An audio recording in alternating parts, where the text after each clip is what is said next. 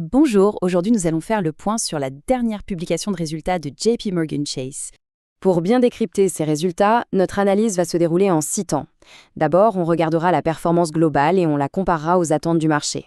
Ensuite, on se penchera sur les ratios de rentabilité pour voir à quel point la banque est efficace. Puis, on ira au cœur des réacteurs avec la performance de chaque grande division.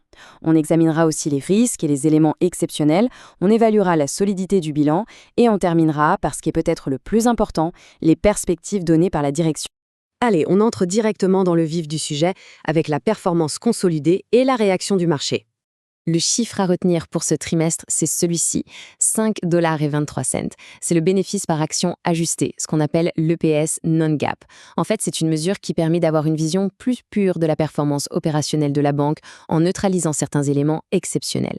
Et c'est vraiment cet indicateur que les investisseurs et les analystes scrutent de très près. Et justement, cette performance est d'autant plus notable quand on la met en perspective.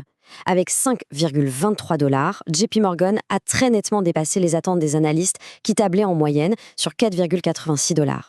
Dans le jargon financier, on appelle ça un beat. C'est un signal très positif qui a été envoyé au marché. Si on regarde maintenant les revenus, la dynamique est bien là. Le revenu net en base managée, qui est la mesure privilégiée par la direction, atteint 46,8 milliards de dollars, en hausse de 7% sur un an. Par contre, et c'est là que c'est intéressant, le bénéfice net reporté, c'est-à-dire le chiffre comptable brut, est en recul de 7%. On a donc une hausse des revenus mais une baisse du bénéfice. On va voir un peu plus loin comment expliquer ce paradoxe. Passons justement à notre deuxième partie pour voir comment cette performance se traduit en matière d'efficacité et de rentabilité. Premier indicateur clé, le ROE, ou retour sur capitaux propres, qui s'établit à 15%. Très concrètement, ça veut dire que pour 100 $ de capital investi par les actionnaires, la banque a généré 15 $ de profit.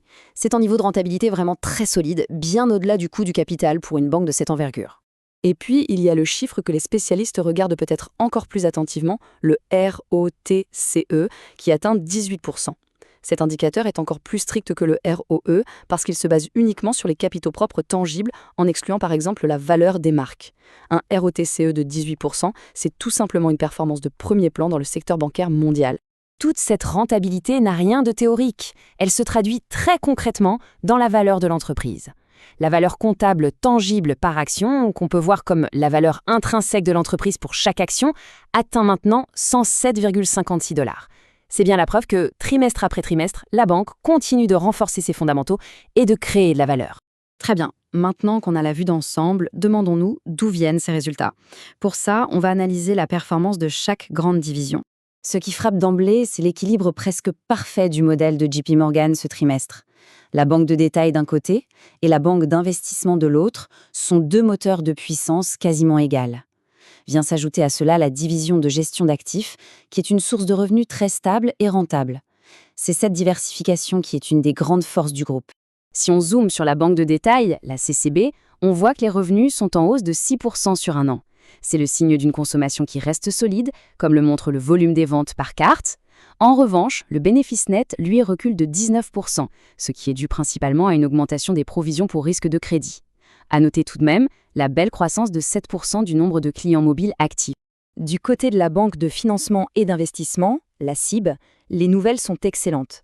Les revenus et le bénéfice net progressent tous les deux de 10% sur un an. Cette performance a été portée par une très forte activité sur les marchés, dont les revenus ont bondi de 17%. Ça a permis de compenser largement une légère baisse des commissions en banque d'investissement. Et enfin, la division de gestion d'actifs et de fortune, AWM, qui poursuit sa trajectoire de croissance impressionnante. Les revenus ont en hausse de 13%, le bénéfice net de 19%.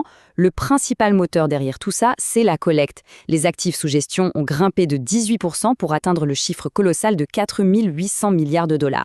Maintenant qu'on a vu les performances, il faut aussi aborder un point essentiel, la gestion des risques et les éléments exceptionnels qui ont impacté les comptes ce trimestre. Et l'élément exceptionnel majeur, c'est cette provision de 2,2 milliards de dollars. Il s'agit d'une réserve que la banque a constituée pour couvrir son engagement à racheter, à l'avenir, le portefeuille de la carte de crédit d'Apple. Et voilà l'explication du paradoxe qu'on évoquait au début. Cette provision exceptionnelle a un impact direct sur le bénéfice par action qu'elle diminue de 60 cents. C'est ce qui explique l'écart entre le chiffre reported de 4,63 $ et le chiffre ajusté de 5,23 $. La boucle est bouclée. Au-delà de cet élément ponctuel, on note une augmentation assez nette de la provision globale pour perte sur crédit. Elle passe de 2,6 milliards il y a un an à 4,7 milliards ce trimestre. Cela nous indique que la banque adopte une posture plus prudente face à une possible dégradation du contexte économique. Jetons maintenant un œil à la structure du bilan pour évaluer la solidité financière de la banque et voir comment elle utilise son capital pour rémunérer ses actionnaires. Le pilier de la solidité d'une banque, c'est son niveau de capitalisation. Le ratio CET1, qui mesure les fonds propres de meilleure qualité, s'élève à 14,5%. C'est un niveau très confortable, bien au-dessus des exigences réglementaires. On peut dire que JP Morgan dispose d'un solide matelas de sécurité pour absorber d'éventuels chocs. Et un bilan aussi solide, ça permet aussi de récompenser généreusement les actionnaires. Rien que sur ce 4e trimestre, la banque leur a retourné près de 12 milliards de dollars. Ça se décompose en 4,1 milliards de dividendes et surtout 7,9 milliards de rachats d'actions, une politique qui est évidemment très favorable au cours de bourse. On arrive à notre dernière partie qui est cruciale, les perspectives pour l'année qui vient et le regard de la direction sur l'environnement économique global. L'information clé donnée par le management concerne le revenu net d'intérêt, le fameux NII. Pour l'ensemble de l'année 2026, la banque anticipe que ce revenu devrait s'élever à environ 103 milliards de dollars. C'est une prévision très suivie qui donne le ton pour tout le secteur. Le mot de la fin revient au PDG, Jamie Dimon, qui résume la situation en déclarant que la société a terminé l'année avec un 4e trimestre solide, en soulignant le bénéfice net de 14,7 milliards de dollars, une fois retiré l'élément exceptionnel. C'est un message de confiance très clair de la part de la direction. Et tout cela nous amène à la question centrale pour la suite. Alors que la direction prévoit une hausse des dépenses et une normalisation du coût du risque, le grand défi pour 2026 sera de réussir à maintenir les niveaux de rentabilité records atteints ces derniers temps. Ce sera sans aucun doute le principal enjeu à surveiller pour l'année à venir.